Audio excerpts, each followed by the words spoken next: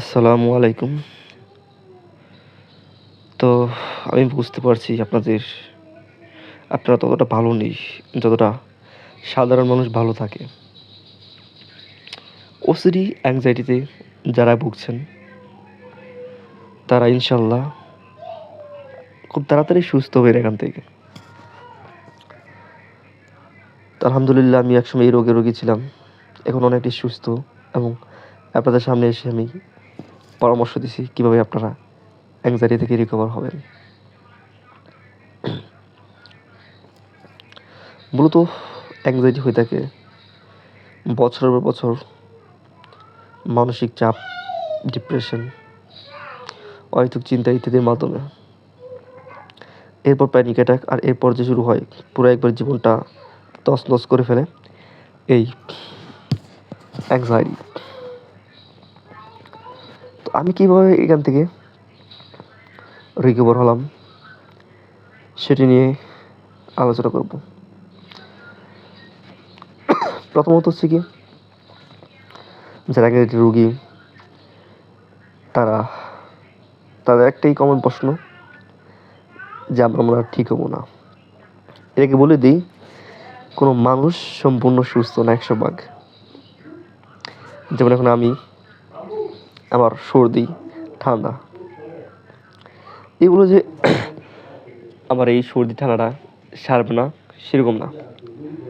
তো আমার জ্বর ঠান্ডা হয়েছে আর আমি সেটাকে স্বাভাবিকভাবে নিয়েছি, কারণ জানি সবার জ্বর ঠান্ডা হয় আবার সেরে যায়, আমারও সেরে যাবো। ঠিক ওরকম অ্যাংজাইটিতে অনেকেই এই রোগে ভুগছেন এবং তারা সুস্থ হয়েছেন, আমিও সুস্থ হয়ে যাব।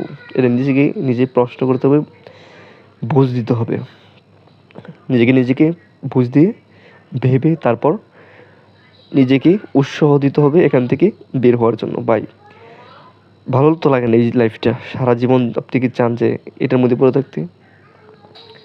আমাদের মতন সুস্থ হতে হবে আপনাদেরও।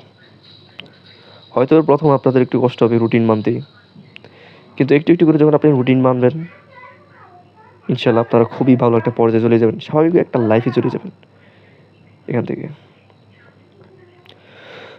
তখন সব কিছু ভালো লাগবে, কাজকাম করতে বা অন্য কিছু করতে। তো আমার খুবই ঠান্ডা জ্বর, দেখতেই পারতেছেন, বুঝতে পারতেছেন যে ডুব গিলতে পারতেছি না। তারপরও হাসি খুশি মুখে আপনাদের সামনে সেই ভিডিও বানাচ্ছি। তো অ্যাংজাইটিতে কীভাবে রিকভার হবেন সেটি নিয়ে আলোচনা করছি।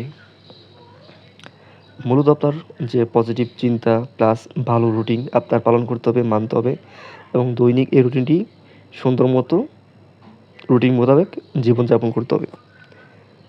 তো আপনারা যখন সকালে উঠে ড্রাই ফ্রুট, বাদাম জাতীয় খাবার খাওয়ার পর আপনারা ব্যায়াম করতে বের হবেন বা হাঁটতে বের হবেন এবং বাজে অভ্যাসগুলো ছেড়ে দিবেন, পরিবারকে সময় দিবেন, নিজের কাজে সময় দিবেন, এবং যেসব নেগেটিভ টেনশন আসছে, দূরে যাওয়ার ভয়, মৃত্যু ভয় এবং অন্যান্য ভয়, এগুলো যাতে আপনারা মুখোমুখি হবেন। বিভিন্ন যখন আপনারা বয়সের মুখোমুখি হবেন, ভয়কে জয় করতে পারবেন, দেখবেন এমনি সেই বইগুলো আর আপনার কাছে থাকবে না। বয়ের মুখোমুখি হলে আপনারা এই বয়কে জয় করতে পারবেন, কিন্তু চিন্তার মুখোমুখি হবেন না। চিন্তাকে বুঝবেন এবং চিন্তার সমাধান করবেন। চিন্তার সমাধান খুঁজলে অবশ্যই সেই চিন্তাগুলো আর আসবে না, পজিটিভভাবে ভাববেন। তো ভিডিওটি যারা দেখছেন তারা প্লিজ চ্যানেলটি সাবস্ক্রাইব করবেন। 50টি সাবস্ক্রাইব হলে আমি লাইভ এসে আপনাদের পরামর্শ দিতে পারবো। তো সবাই ভালো থাকবেন, সুস্থ থাকবেন, দেখা হবে নেক্সট কোনো ভিডিওতে।